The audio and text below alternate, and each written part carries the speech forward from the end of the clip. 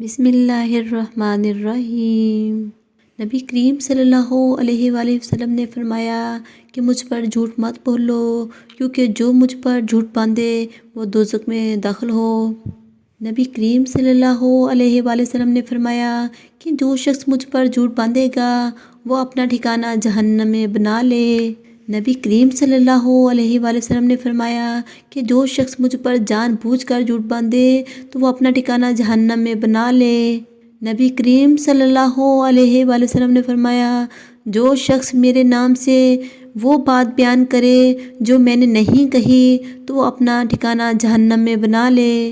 نبی کریم صلی اللہ علیہ وآلہ وسلم کا فرمان ہے کہ اپنی اولاد کا میرے نام کے اوپر نام رکھو مگر میری کنیت اختیار نہ کرو، اور جس شخص نے مجھے خواب میں دیکھا تو بلا شبہ اس نے مجھے دیکھا، کیونکہ شیطان نے میری صورت میں نہیں آ سکتا، اور جو شخص مجھ پر جان بوجھ کر جھوٹ بولے وہ دوزخ میں اپنا ٹھکانہ تلاش کرے۔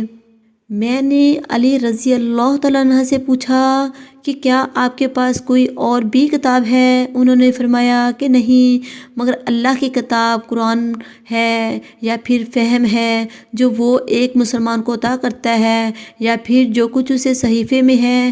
میں نے پوچھا اس صحیفے میں کیا ہے؟ انہوں نے فرمایا دیت اور قیدیوں کی رہائشی کا بیان ہے، اور یہ حکم کہ مسلمان کافر کے بدلے قتل نہ کیا جائے۔ قبیلہ خزاں کے کسی شخص نے بنو لیث کے کسی آدمی کو اپنی کسی مقتول کے بدلے میں مار دیا تھا۔ یہ فتح مکہ والے سال کی بات ہے۔ نبی کریم صلی اللہ علیہ وآلہ وسلم کو یہ خبر دی گئی۔ آپ صلی اللہ علیہ وآلہ وسلم نے اپنی اونٹنی پر سوار ہو کر خطبہ پڑھا اور فرمایا کہ اللہ نے مکہ سے قتل یا ہاتھی کو روک لیا۔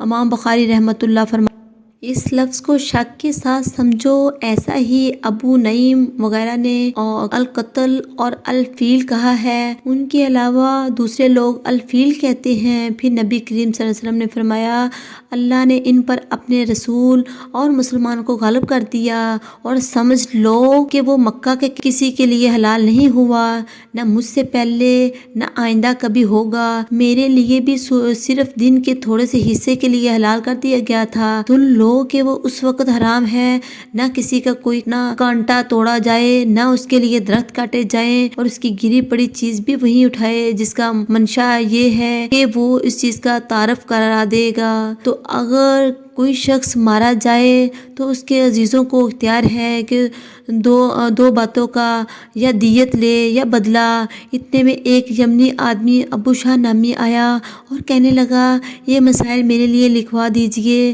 تب نبی کریم صلی اللہ علیہ وسلم نے فرمایا کہ ابو فلاں کے لیے یہ مسائل لکھ دو۔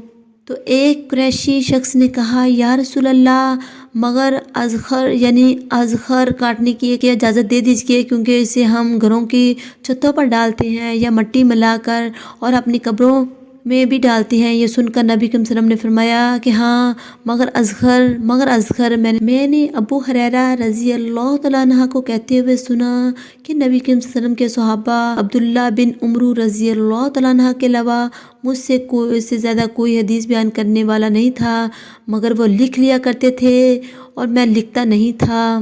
جب نبی کریم صلی اللہ علیہ وسلم کے مرض میں شدت ہو گئی تو آپ صلی اللہ علیہ وسلم نے فرمایا میرے پاس سامان کتابت لاؤ تاکہ تمہارے لیے ایک تحریر لکھ دوں تاکہ تم میرے بعد گمراہ نہ ہو سکو۔ اس پر عمر رضی اللہ تعالیٰ عنہ نے لوگوں سے کہا اس وقت آپ صلی اللہ علیہ وسلم پر تکلیف کا غلبہ ہے، اور ہمارے پاس اللہ کی کتاب قرآن موجود ہے جو ہمیں ہدایت کے لیے کافی ہے۔